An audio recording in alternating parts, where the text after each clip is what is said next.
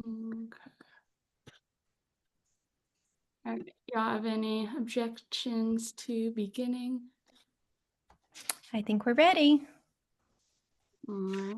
Sounds good. Alrighty, y'all. Good evening. Welcome to Burgess-Peterson Academy's Go Team meeting, where we follow the agenda as it's been emailed to you and publicly noticed.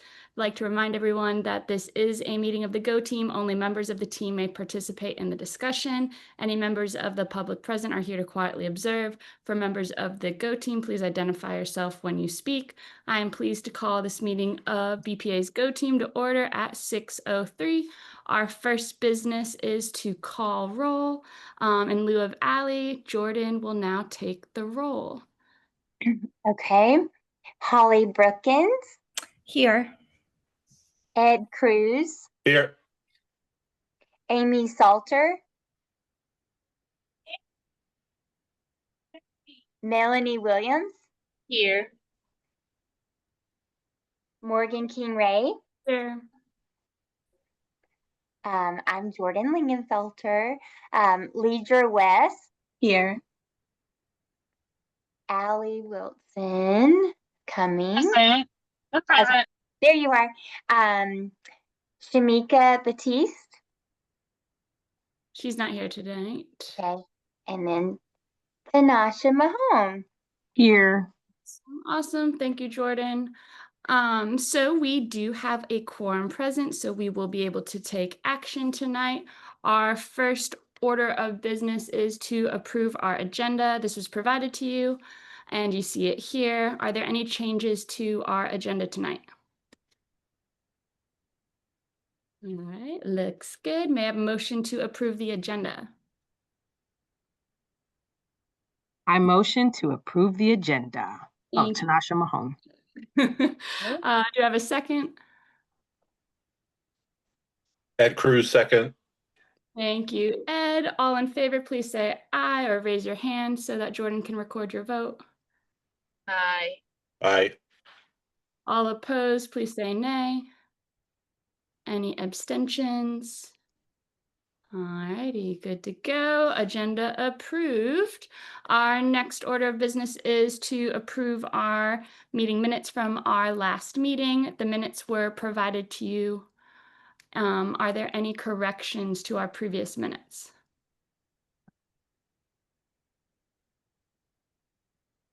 All right, if we don't have any corrections, may I have a motion to approve the previous meeting minutes? Melanie, I move to approve. Thank you, Melanie. Do you have a second? Tanasha Mahone, I second. Thank you, Tanasha. All in favor, please say aye or raise your hand. Aye. Thank you. All opposed, please say nay. Any abstentions, please say abstain. Alrighty, we are good with our previous minutes. So our first order of business to go into now is to chat through our discussion item. Our big discussion item is the 2025-2030 strategic plan overview. It's a fun one, guys. So what we'll talk through is first based off of what APS will rebrand, where we're going with our new superintendent. So who we are, we're Atlanta's public school system, and why we exist to educate and empower Atlanta students to shape the future. So we are going to root our work within this new goal from APS in terms of what their strategic plan is. This is their plan for 2025 to 2030. We are a community of believers getting back to the basics.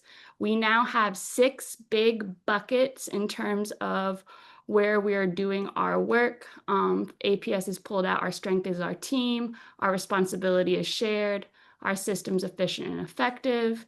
We're strengthening our instructional core, caring for every child, and sparking student curiosity.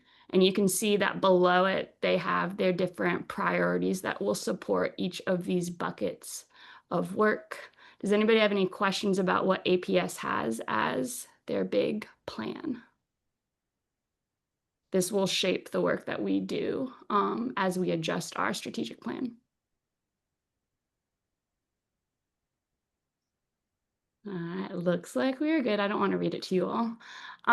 So these are the 3 goals for the work for the plan that they have done. By 2030, we are increasing by 20 percentage points our student score in proficient or above in ELA. For 3rd grade students, by 2030, for 8th grade students, we want to increase by 20 percentage points to score proficient or above in math. And then the 3rd goal for APS, that by 2030, we're going to increase the percentage of students meeting at least one of the CCRPI college and career readiness indicator by 20 percentage points. So based off of these 3 goals, they are using these key performance indicators in order to guide the work. It relates to the document that I shared with you all earlier about the key performance indicators for BPA that we'll review in a little bit. But these are some of the data points that they are looking at, and they have revised targets for each one of these. So like all of these different indicators, we're going, the district and us like as a school as well. Now with these key performance indicators, we are tracking to see these data points and how we can move them forward. And they support the work of our goals to increase our reading performance, our math performance, and we want all of our students to graduate college and career ready for life. Do we have any questions about the goals for APS?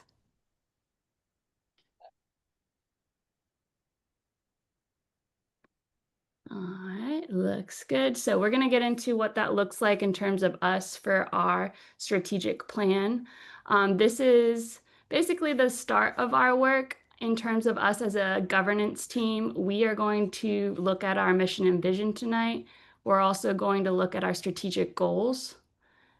We are also going to later, not this meeting, but we'll look at what our focus areas. So what are those priorities that we have for ourselves, objectives, look at those key performance indicators. And then this management piece of like, what are the strategies that we're going to do in the to enact the priorities and to reach our goals? What actions are we going to take at the school level? This is going to be more so the work that Dr. Brookins and staff do within the school building. So based off of this, our focus today, again, is just the governance part, our mission and our vision. So today we're going to talk about what our purpose is, what we do, what's our picture for the future, the strategic goals, what results we want to get. And then again, in future meetings, we'll talk about our focus areas and our objectives. What do we need to do to get the results that we want? So why are we doing this? The whole revamp for 2025 to 2030, we just want to have alignment based off of the district strat plan. We want to make sure it's aligned also at the school level. And we do that within the work that we ground with the continuous improvement plan. We've talked about, you might hear us say the SIP. It's CIP, the continuous improvement plan. That's the plan that Dr. Brookins creates with our team at school based off of our goals to guide the work that we do. Dr. Brookins, do you want to say anything about the SIP? Yeah, I just wanted to say I think it's really important that our SIP and our strategic plan are really well aligned. So I appreciate you lifting up the work of the SIP. Yeah, absolutely. So that is definitely what we want to do today in our work as Go Team, that the work that we have for our goals on our strat plan directly relate to what we have identified on the school level that we want as our goals. And we'll chat through that. So that in terms of when we're going to do that, we have to make sure that it is updated, approved, and ranked by the time we start going through that budget process in January 2026. So we will get to it tonight. We have 3 big documents that we look at. We are going to look at our strategic plan that we've had from 2020 to 2025. We are going to look at our 3 continuous improvement plan goals, the SIP goals. Again, that was done at the school level with Dr. Brookins, also getting feedback from staff as well as from our associate superintendent and district leadership, all give input into our SIP. And then that school data sheet, it's brand new, the key performance indicator summary that I shared with you all, and you have a copy as well that we'll look at. So these 3 things are what we will look at. Just to pull out right now what our SIP goals are, that we want by the end of this school year, our 3rd through 5th grade students to score proficient or above in ELA, increasing from where they were this past year at 62.4% to grow to 66.4%. And then for math, it's going to be very similar, but we were at 65.8% proficiency at the end of this past school year, and we want that to rise by the same 4 percentile points, 69.8%. And then for goal number 3, by the end of this school year, our CCRPI school climate score, that we want it to increase from 94.1 to 94.56. So in terms of where we are in the process, we have already done our first meeting where we've reviewed our data. Today, we're in this business meeting 2, where we're going to review the key performance indicators for BPA, align our mission, vision, and our purpose, and then basically approve what we want to do for our goals. Later down the road, we'll look at our objectives and approve our plan officially, and prioritize what those objectives are. So like I just said, we are right here. Any questions about the work that we're going to do today? Awesome, awesome. So let's review this data. So in terms of looking at this, and is this big enough for everybody? Okay, and if it's helpful to pull in your own screen what was emailed, a copy of this, the PDF, if that's helpful as well. So we have all of these different focus areas, and those are based off of what APS has pulled off from their own strategic plan. So instructional core, like we talked about, the whole child, curiosity, supporting our team. These are all those 6 areas. And then these are the different categories that we can look at in terms of what data speaks to these different goals. So we have a full district goal of literacy, that the percentage of our students we want them to score proficient or distinguished. You guys have this column of current KPI. So this is specific to BPA, where we currently are. For most of these, it's as updated data as possible. If there's an asterisk next to anything, like you'll see school climate, it's from 2024 data.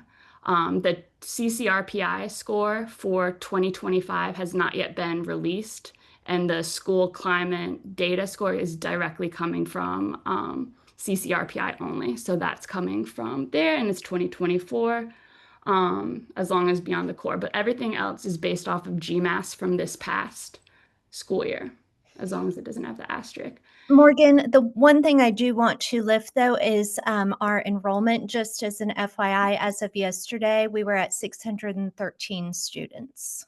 Yes, we are growing. We are growing. And so is that 430 or 450? Like, we wouldn't be below that number? I believe that's what there's like 450 is kind of the target for an elementary school. Yeah. If you remember the facilities plan, a lot of the decisions they're making, just the number that they have said for an elementary school to run well and to use its resources well, maximize money, dollars to support students, they want 450, which we are well and above. Yes, That's why a lot of the facilities plan isn't impacting, say, BPA directly, because of where our enrollment is. The 2030 change goal, so based off of the algorithms that our data strategists have done in the district, they have given a specific change goal for us to create a 2030 goal based off of all these indicators. On this last column, our performance is in the darker gray, the district performance is in the lighter gray, and then the 2030 goal where they want us to move towards is going to be that red line. Do you all want me to talk through every single data point, or do you all have any just questions based off of what has been sent out? Any noticings, wonderings? I do have one, I guess it's a higher level question in terms of thinking about the 2030 goal. Will there be another document that, for example, 3rd grade literacy, we can see like year by year what we should be achieving to get to that 2030 goal? So like 2025, we need this at the end of the year. 2026, we need this at the end of the year, like so on and so forth, just so we can, be able to measure it. Yeah. That's a good call out, Tanasha. And what I didn't lift up earlier, so the 2030 goals that the district has, especially around proficiency, they're doing those 20-point increases. So we Okay. have 5 years per se to get that 20-point increase for the district. So when we talk about the goal that we made for the SIP, we mimicked our goal to represent also increasing by 20 percentage points. So if we divide that out by the 5 years on average, we're gonna target a 4-point increase every Okay. Got it. to that point. So that's what, if we could break this document down to your point and say exactly how much we should increase. So the proficiency here about 4.125 Okay. directly. But things like increasing our students with disabilities, how they're recommending us to have a 10-point increase, that would be the 2-point increase year over year. Mhm. And we can create something to track that. Okay. Absolutely. I think that'd be valuable work to do. And Tanasha loves APS graphs. We can pull I all do. the data. All day. Go It's to it's a really great resource to have that. It really is. it is. Any other call outs that you all notice? We have the question here of any specific subgroup performance gaps that you all want to call to the front. Had they measured the student-staff relationship? Student staff relationships, that's going to be off of the survey, the climate survey. The climate survey, teachers take it, our students take it, and parents take it, and that's how it creates that score. And one of these specific questions is based off of the percentage of students, like, are you comfortable going to most or all the students to help? All of the adults in the building. Yeah. Yeah.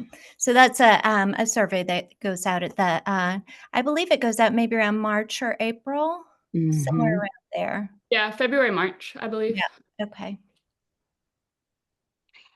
That one stood out to me as well, Ed, because I was thinking, oh, that's awfully low, 57%. I wonder if kids misinterpreted the question, or is that really how they feel? Well, This is third, fourth, and it's fifth. saying that it's up 21%. I'm like, it just doesn't feel like whoa. our school. It doesn't Well, no, feel. up 21%. They're saying like that's what our goal should be for by 2030. Not that it has increased like in the past year. Yeah.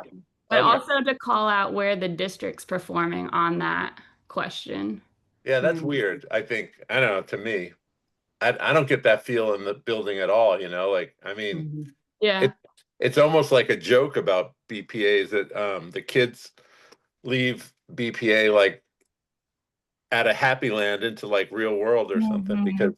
because they feel so they trust the adults so much typically. So that's weird to me. I would almost want to drill down on that number. If it's helpful, we can pull the report and we can show you how students like we have the data to show how it goes across the questions. Yeah, maybe just slice it a couple different ways to see if there are any like specific groups that feel that way, and then maybe we can Yeah. like reach out and give them a different perspective. But I'm shocked on that one, actually. Mhm. Dr. Wilkins, do you want to talk about when we met with Travis this week, what he was saying about? Yeah, Travis Norvell, who works with the district, he was just kind of saying that sometimes for kids, they can be shyer about going to adults that they may not know. And, we have a large staff. So although all of our staff are wonderful, it could be just that some kids don't feel comfortable necessarily talking to an adult they don't know. It kind of reminds me of the question in the Gallup Q12 that we take, which measures our staff engagement, about having a best friend at work. And that is one of those questions that is typically lower than all of the other indicators. And it's because of the way people interpret the question, so to speak. So that's kind of what this question reminds me of. But I think, Ed, to your point, we can definitely dive into that data, pull it out, and take a look at it by our, if I'm not sure exactly how we can sort it, but we can look to see if we can sort it by our student groups, and just kind of try to get to what we can do to try to bump that up a bit. And I think, maybe explaining some of the questions to the kids also, because they may not have a deep understanding of what that means exactly. And then maybe also finding if there are certain groups that feel less trustworthy with it. Because I mean, yeah, in general, man, you walk around and it's, Right. that it's very loving environment. So it's Yeah. that's a weird number to me. Yeah. Yeah. I'll say something I'm encouraged by is the lack of disproportionate discipline. So to see, I mean, like students with disabilities is like one percentage point lower. But I think that that's really something to celebrate, and it's encouraging. And then we've talked a lot about just the discrepancies and outcomes for our Black students. And so it feels appropriate. And we've been talking about like that goal should be higher. Like we should be looking to close that gap as opposed to just like increasing as a school overall. So I'm encouraged to see. However, they're setting goals is like actually looking at closing gaps, which is encouraging. Yeah, absolutely. It's nice to celebrate. The discipline part, honestly, when you all look at our CCRPI score for school climate, a big contributing factor to our high score in that area is that our discipline rates are so high, as well as our attendance is really top notch. So to Ed's point of like diving deeper into the surveys for our students, that definitely is an area that we could improve. And I think that overall would help our CCRPI score for that area.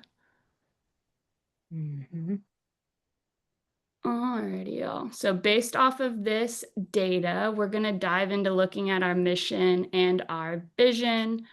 So we're going to use this. Based off of here, we'll show you what our mission and vision is.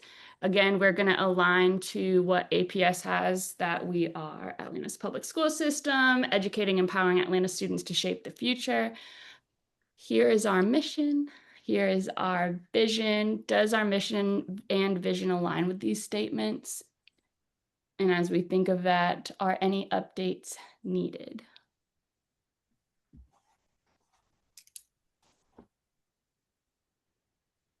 Let's focus in first on our mission. It feels a little bit like the way they have articulated mission and vision is the opposite of the way we've articulated mission and vision. Like, is the mission the Black phrase, like the phrase on the left? We're going to go with, and Diane, I don't know if you can speak more to what APS is going with here, because it's so different than what they've had in the past.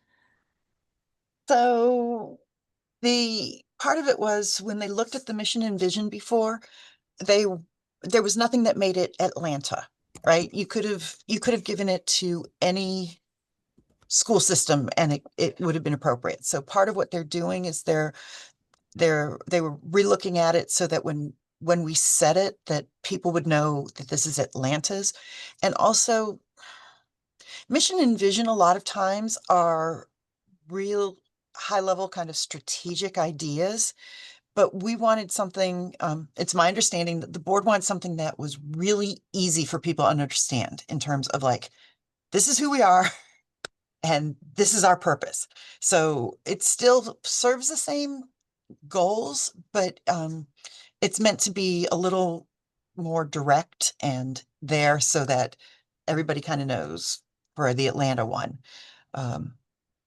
And in terms of your mission and vision, you can leave it. Like Travis said, you can like vote 1 to 5 on it, or you can change it. And I hope I answered the question.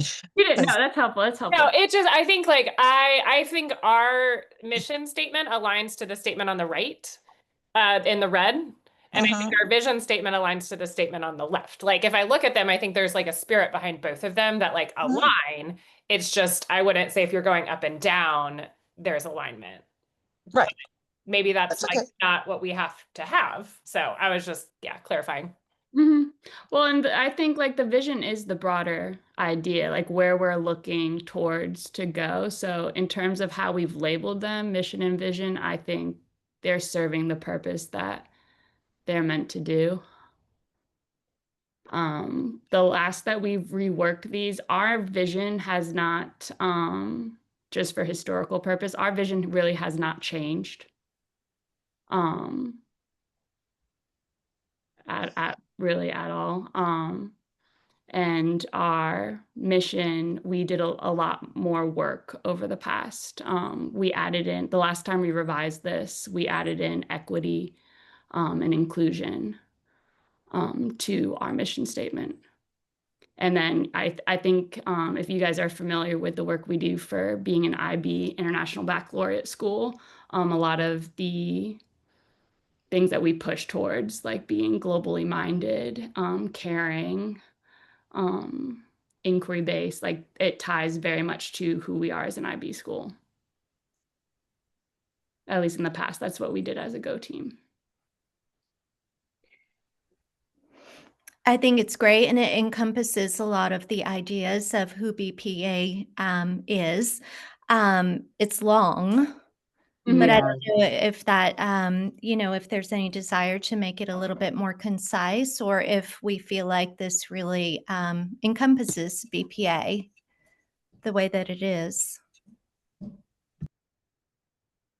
That's the only feedback I was going to give, is that I feel like the mission is very long, and not something you remember keywords because it's key things that we do, but it wouldn't be something that if you were reciting it, you'd be summarizing. You wouldn't have that memorized. But the vision, I'm very proud to say, in the last 9 years, that has been like something that we have said over and over and over again, and we've seen it come to fruition with increases in enrollment and just more people in the neighborhood like coming to the school. So that one, I feel like spot on.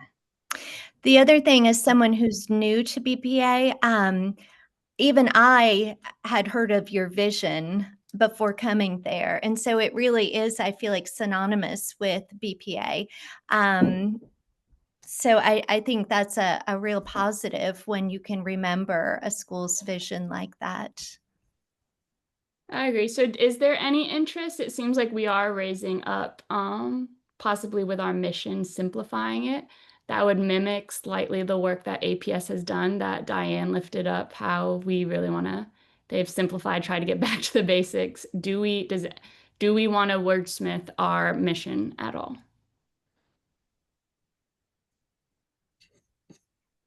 Well, I did cheat and just put it in chat to see what chat was saying.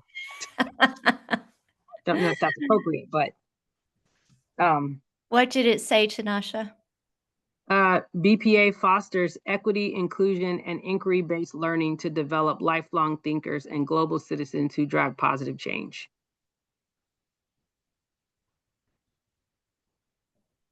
I just said say it in less words. That's all I put in there. That does feel like it encompasses a lot of what our mission says in a more concise manner. What does everybody think? Maybe you could put it in the chat, Tanasha, so we can see it. Yeah.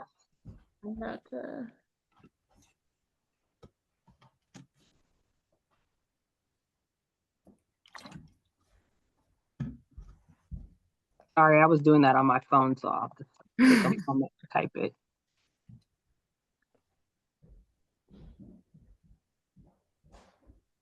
Allie, what were you saying for your? It's funny. I like look at vision and statements all day long. So I was thinking like, one thing that stands out to me is I wonder if we could center students in it a little bit more, like by BPA students and like whatever it is. So just say like by doing X, like BPA students will whatever it is. I think there's a lot of language around like striving and aspiring, and I wonder if we could just like say the thing Mhm. and be more direct. For the mission? Mm-hmm. So you're saying, what are we doing to be equitable, to be inclusive? Mhm. Yeah, or even, but it's like BPA strives for, like, instead of like, it could be like by creating an inclusive, like an equitable, inclusive, or equitable, inclusive environment. Again, like less words, like BPA students will go on to, will become lifelong thinkers and globally minded citizens, making Mhm. positive changes. Maybe, yeah, just fewer words and less like we aspire to, and like this is what we're doing. Sorry, I'm trying to copy what Mahone put in the chat, and it's not letting me. Do you all have thoughts one way or the other? Do we like to say? Allie, can you say the beginning of what you said again? I like what Tanasha wrote, and I like what you said about kind of putting the students first, so to speak. I feel like I heard saying by fostering an equitable. I'm trying to, I'm like, let me work it out in the notes for a second. Yeah. Yeah.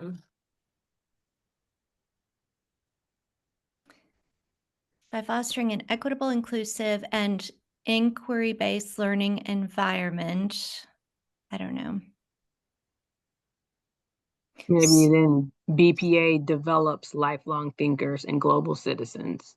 Or students become lifelong Yeah. thinkers and global citizens Mm-hmm. who drive positive change.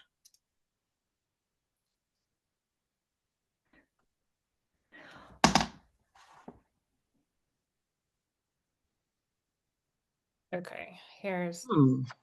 oh, you probably can't copy from the chat, but. By fostering an equitable, inclusive. Hmm. I like that. Well, and Mhm. also I think the by doesn't really work because the students aren't Right. it, but so maybe it's through or within and equitable. I don't, by is not the right word, but through. Right. It's a little more direct. I'm Mhm. not married to any of that, so I'd love to hear what other people think. You were saying through an equitable, inclusive, and inquiry-based environment, BPA students become lifelong thinkers and globally minded citizens who lead positive changes in our community and beyond through fostering.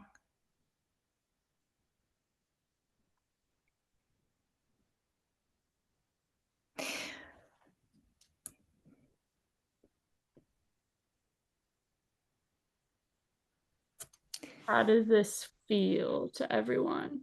Are all the things that we lift up within our mission things we want to continue to include? Okay. I think we still have to fix the beginning though, because it's what, like Allie said, I think it makes it seem like the students are part of helping to create that environment, but how do we kind of change that wording a little bit? When Allie was What if we speaking, flip I it? was Like thinking, BPA's, oh, no, sorry, go ahead, Leidra. when you were speaking, I was thinking like a simple wheel. So it's like this is the action we're taking and not something we're just hoping to do.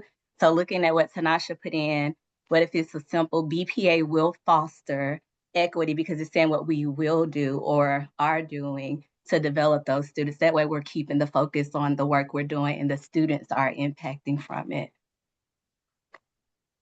So can you say it all together? BPA will foster equity, inclusion, and inquiry-based learning to develop lifelong thinkers and global citizens who drive positive change.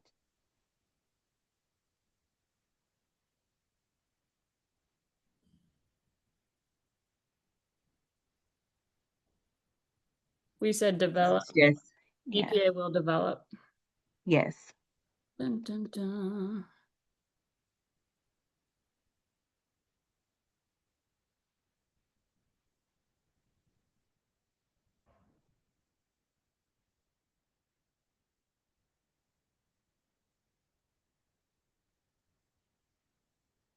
BPA. Or is it BPA will foster? Hmm. I Will was foster. curious. So that students, um, so that, oh, I heard somebody else. Oh, that was me. I'm sorry. Forgive my tardiness. I logged in early and then I just lost track. So, is there an appetite for maybe using more like accessible language, just kind of like plain everyday terms? Yeah. You know, is that kind of outside of the scope of this? I'm just wondering some of the things I'm seeing on the screen that maybe we could make it a little bit more community friendly by like saying things like, I can start picking a little. Yeah, it's to Amy's point, it's a lot of education type jargon. Mhm. Yeah. Like we're helping every student grow, you know, to being curious or defining what that global piece means, you know, like making things fair and welcoming, Mhm. hands-on, like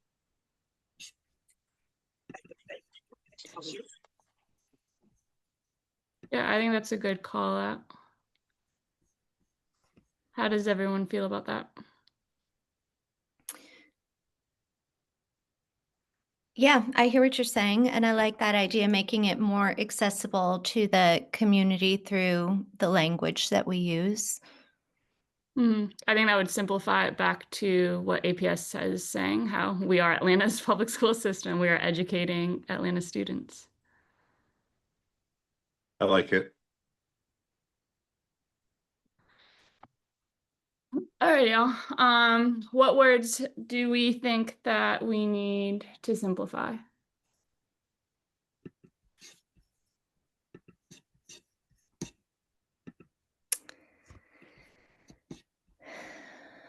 Well, I think Can I ask from a timing perspective, is this something that we have to do live in this meeting, or is this something that we could draft and bring back next time?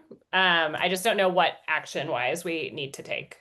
We're not taking any action on the like we will eventually approve our full plan. The mission that we do in terms of like our goals and everything, it'll all come back. But if we want to put a pin in it and everybody brainstorm and come back, we can definitely do that. And I just think group project editing can be kind of tricky. So I think, and also I know not everybody processes like super like in the moment as well. So I wonder if we say like next time, take a pass at this, bring it back, we'll look at a few and land on something. I was also thinking, Morgan, can we do a shared Google Doc and maybe put a pin in what we kind of have here? And then we can start to work together on this Google Doc and, you know, revise and edit and do all the things. We can all look at some sample mission statements from other organizations and then come back kind of ready to pin ours down better. we definitely can do that. The only thing I'll ask Diane, is there any rules about Go teams doing work on this and for open records type? So Question. I would,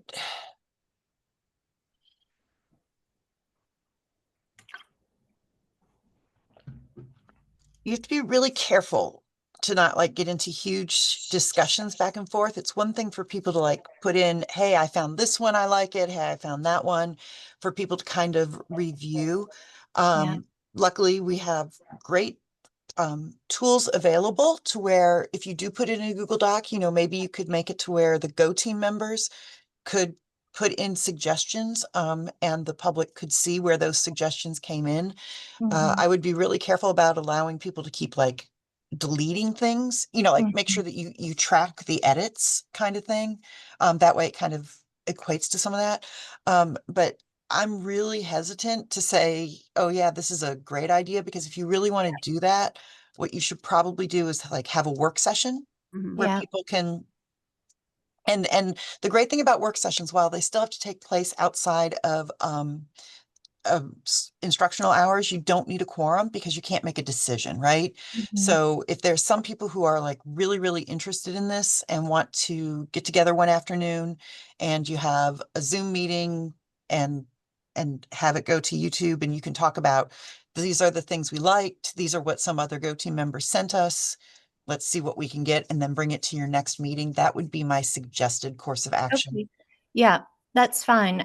We do not have to do a Google Doc. We can definitely figure out a different way to do this, whether it's a work session or whether the team prefers to just on our own take a look at different mission statements and come back together the next time ready to really knock it out. What does the team prefer to do?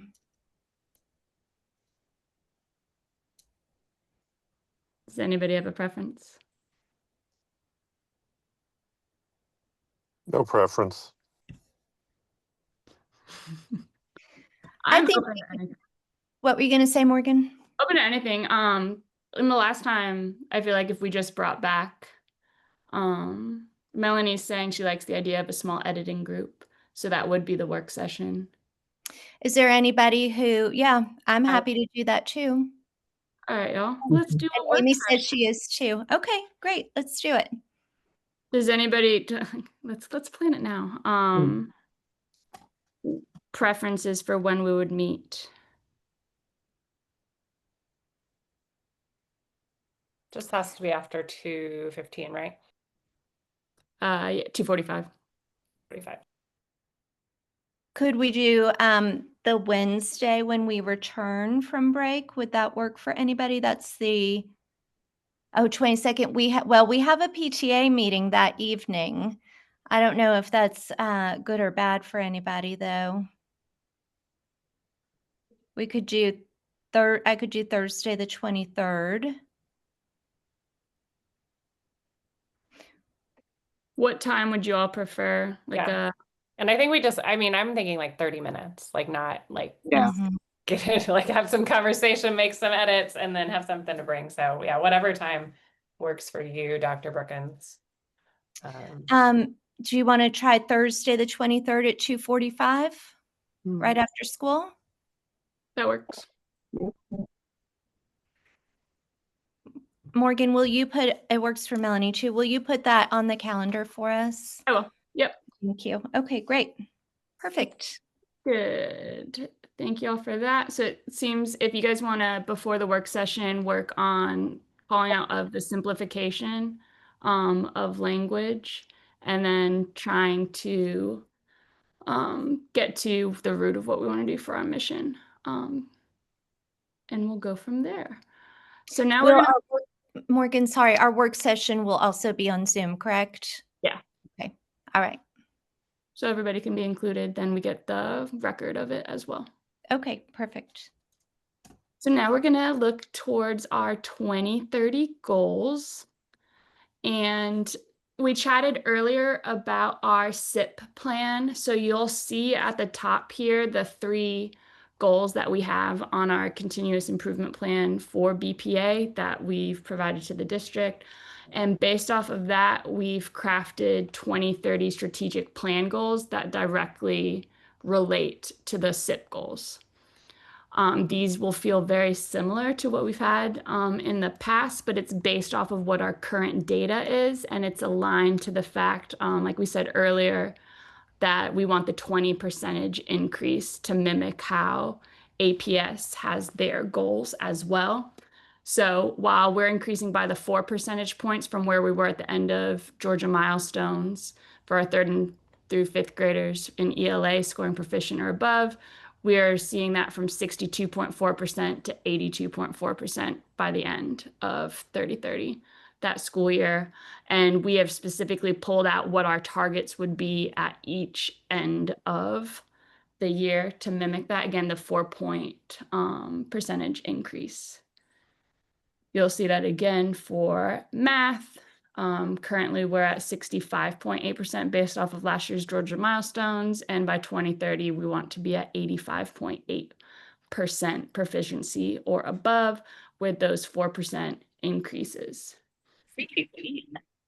Lastly, with wanting to raise our CCRPI score, the climate score, it's a different rating because we're going from 94.1 to 96.4. You might wonder why. Why are we directly saying 96.4? That's the minimum score we need to get 5 stars on our school climate. So we would like to increase the 2.3 points to get to 5 stars by the end of 2030. When you divided that out across the 5 years, that's how we're getting this 0.46 increase here.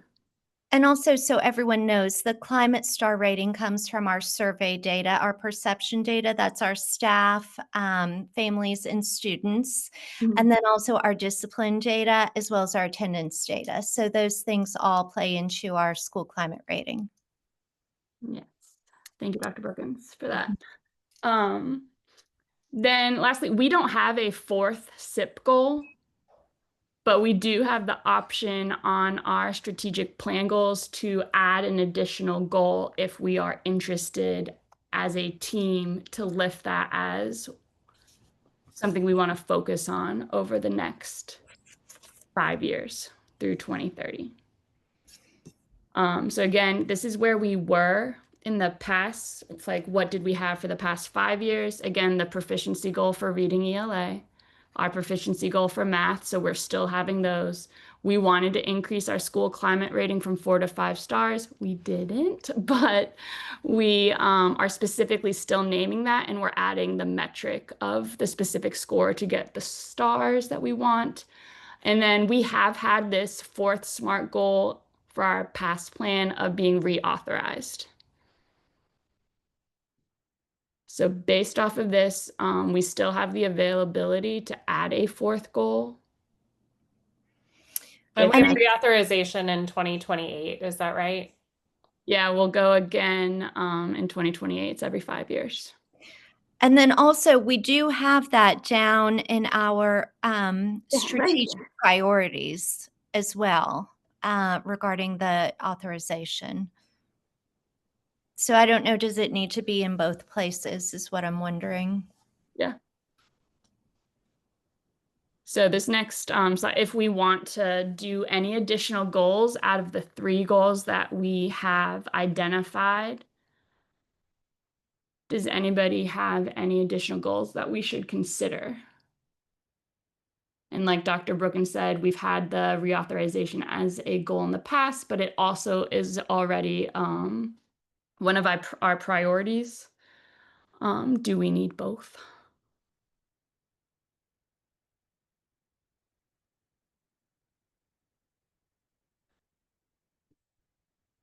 How are we thinking about our goals? Are we happy with the 3, or do we think we want an additional goal, something to focus on? Thinking about whole child, think about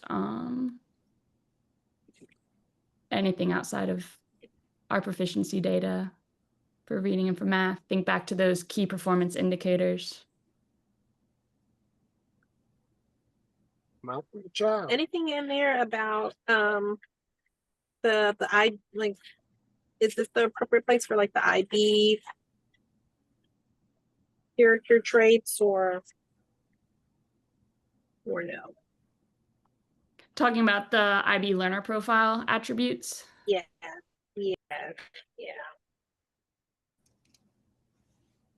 What would you? I don't really know how we would measure it. That was the next question. I don't know how we would measure anything like that. I'm thinking of just trying to think out of the box. The IB learner profile. I know that the district is rolling out a lot of sports for elementary. So I'm just thinking of when you said the whole child, I just started thinking beyond. Yeah, so in terms of data points that APS typically pulls out for, say, caring whole child, they're pulling out your attendance data, they're pulling out your climate survey data, they're pulling out attendance, discipline, all those different factors. That's kind of encompassed, I'd say, in what we're saying for our school climate. That's what I was just going to say. Yeah. So is there anything else that we'd like to consider? And it's okay if our answer is no. We can stick with our 3 and stay focused on it's good to have a lasered in focus. I don't want us thinking that we have to write out an additional goal. I was just thinking sometimes less is more, right? If we can really have that laser focus on the 3 goals with the priorities underneath, that encompasses, as Amy was saying, IB and our learner profile. That may be very manageable for us to work on. Just also in thinking of that back to basics approach. Mhm. Is the team Thumbs up from okay with Allie. that? We got thumbs up from Allie. I support that personally. We got a heart from Amy. Asha with a thumbs up. So it looks like we are okay with Okay, our 3 goals, which is excellent. perfect. Good work, team. So from that, you can reflect on this quote as we end out our strategic planning. And our next steps for strategic planning, that we will do the work session on our mission for October 23rd at 2:45. And then I'll send out that invite for that. And from there, we'll look towards the full plan and our priorities to support our 3 goals. Any questions about strategic planning and where we are going? Excellent. Alrighty. So now we're going to get to our information items. So we have our principals report from Dr. Brookins. Thank you, Morgan, and thank you for that very thorough job that you just did. We appreciate it. And I am looking forward to our work session and really working on our mission statement and revising it to making it a bit more community friendly. So thank you for lifting that up, Amy. Okay, so principals update. I have just some information items for you here. So our Q1 report cards will be going home tomorrow. Be on the lookout for those in student book bags. Hard to believe we're through Q1. It went by so quickly. We're just wrapping up our book fair. That is ending tomorrow, and we have had fantastic sales, and it's been very busy there. So they've done a great job with the book fair. We have a big event tomorrow with Walk and Roll, or I've seen it called Bike and Roll. Also, I know we have a big biking community at BPA. So I think that is going to be a really exciting event tomorrow morning. I hope we'll have a lot of participants. We'll have some special guests arriving also. I think we may have a city council member, one of our board members. So it's going to be very exciting at BPA tomorrow. We do have fall break upcoming, but also before that, on October 13th, we have our extended learning day. Our teachers will be sending home choice boards and different activities for the kids to choose from. Some really robust and engaging experiences there on the choice boards. Some will be digital, some will be non-digital, and the kids and families can choose what they would like to do. We are sending our Chromebooks home. So this will be the first time this year that we're sending Chromebooks home with kids. And that will serve several purposes. It will allow for kids to participate in any of the digital experiences that the teachers have planned for them, although of course, still knowing that there are also non-digital items as well. I think it's also going to be a great practice for us in the event that we have to be out of school at all for inclement weather, anything like this. This is a great way for us to kind of do a practice run of getting those Chromebooks home to kids in a timely manner and being able to troubleshoot anything that might pop up. We have lots of activities coming up in October and November. So we have our Penny Wars when we come back. You'll see that in the Sun Dragon Sentinel that went out today. Lots of information there. It's a great fundraiser for our PTA. We also have Fall Festival on October 31st, and kids can dress up as book characters and staff as well. That is going to be another great event. That's sponsored by our staff and our PTA as well. We do have our Thanksgiving luncheon coming up on November 11th. That I hear is a wonderful and very well attended event. The RSVP is due back by October 30th. There's also a prepaid link as well. And we're looking forward to hosting that for our families. We've got Science Fair on the way. I believe that's going to be December 2nd at our school. We also have a couple of safety updates. So in terms of safety, our gates for our playgrounds are going to be getting push bars. So that way, if anybody in the playground needs to come out, they can, but they'll be locked from the outside so that people cannot come in. So that is going to be a great safety measure that our district is providing to us. And we also have some updated badge readers in the courtyard for better safety there. The other thing we're doing is we're going to be doing a little bit of branding in the courtyard, and just in terms of safety and anti-distraction on our doors to our classrooms. So just a few updates there. Then we also have, let's see, some hiring updates. So the last time we met, we talked about some of the positions we were going to be adding. So we have recommended someone for our hourly teacher tutor. I am really excited about this person. She is primarily going to be working on writing some ELA, and she is highly skilled and trained. She's done a lot of Orton Gillingham training. She's done Writing Revolution. She's really a fantastic candidate. So I'm very excited about that. We also have a new special education teacher coming on board, and she is another highly qualified candidate with lots of great experience. I feel very fortunate that she's coming on board with us. I am still looking for a parent engagement liaison. So I'm really looking for someone who's going to be able to help us a good bit with communication as well. So if you happen to know of anybody, please send them our way. The application is on the APS website. Let's see what else I have for us here. I have done some work on the Principal Student Advisory Council. So that is something that we had talked about as a Go team, I think maybe our first time together. So I'm in the process of putting together our application and recommendation form. It will be for our 4th and 5th graders. There will be, as I said, an application process. And I think, Amy, you had sent me some ideas around that. So maybe you and I can connect also. I'd like to kind of talk to you a little bit about some of your ideas. Also, if anybody else has any ideas about that Principal's Student Advisory Council, please reach out to me. Would love to chat as I kind of build this from the ground up. But I'm really excited about it. It'll be an opportunity for our kids to really continue to learn some good leadership skills and do some problem solving around things that are happening around our building that they may see that maybe we don't see, and just trying to learn how to advocate for what they need. So I'm excited to get that up and off the ground. And finally, we are also working on our morning meeting streaming. So we are going to be upgrading our equipment in terms of our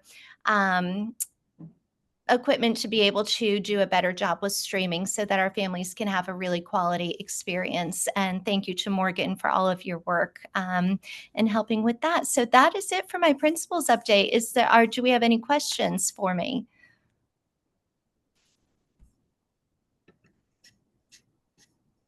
Looks like we got a lot of head shakes. Looks good. Okay. Love the update. All right, fantastic. Thank you, Dr. Brookins. The next information item is just a facilities plan update. We have some upcoming meetings, October 20th, November 10th, if we are interested in participating in with them. We've talked in the past what the impact is to the Jackson cluster. It's continuing to be that they're going to probably prioritize Jackson High School. They've specifically identified a timeline in terms of adding to the capacity since they are overutilized, as they are saying, for facilities. You can see the timeline here that they're saying between 26 and 2028, the planning of it and construction and getting it going to where by 2029 it would be fully ready to use with that added capacity. And then King Middle School, they have also said needs to have an addition, but they have not gone so far to provide a timeline. They're prioritizing Jackson High School before they prioritize King Middle School for an addition. And it looks like, oh, excuse me, I was just going to say, it looks like we did just get an update from APS on the 2040 plan, but it does not mention, I don't think any of our schools right now in the Jackson cluster, but that should be in everyone's email right now. Awesome. Thank you, Dr. Brookins. We did have a change from what we chatted about in the past, how they proposed either repurposing BAMO or repurposing Dunbar. They've now chatted about specifically repurposing Dunbar and saying that it could be an early childhood center, and instead redistributing the students that are within Dunbar, the lines between BAMO, Benteen, and Parkside. So that would affect those 3 schools. Currently, what they're calling the Tumor Annex, we probably more commonly know it as Whiteford. Whiteford Early Learning Center, they're talking about repurposing that building. So pre-K would be redistributed to Dunbar as an early childhood center. And I know a lot of, Dr. Brookins and I were talking about, there were a lot of tumor families, a lot of BPA families who attended the past meeting about that repurposing and the impact it will have on our community. So they're continuing to take feedback. So as we chat, if we hear within our community members that to continue to express the importance of, if you have feedback, give it, attend the meetings, because APS is taking every piece of feedback. Is there anything you'd add, Dr. Brookins? Well, I was actually just going to say, I know on our first Go Team meeting, we had talked about the proposed number for our capacity, and that there were some questions around it, as it was a bit higher than what I think, was anticipated based on prior numbers. So the APS team is coming out on Monday to walk the building with us to really take a deep dive into our capacity. Yes, great. So to Dr. Brookins' points, they say currently that we would have the opportunity for 725 students. When Mr. White went through looking at the building with the past facilities team, they came to a number of 651 students, which Dr. Brookins, you said we have 613 currently enrolled. So we're getting quite full. So it does impact us to what they're saying our actual capacity is. I don't know where we would fit an additional 100 students. So to that end, any questions about facilities or anything? Alrighty, does anyone have any other announcements? We hope everyone has a great fall break. Yes. I can't wait to hear how this extended learning day goes. And with that, we have reached the end of our agenda. Is there any additional business at this time?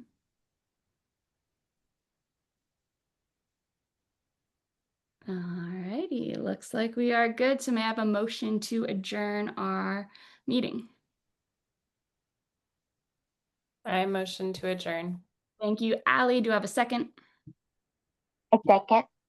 Thank you, Jordan. All in favor, please raise your hand or say aye. Aye. Thank you. All opposed, please raise your hand, say nay. Awesome. Any abstentions? Looks like we are good. Our meeting is adjourned. It is 7:06.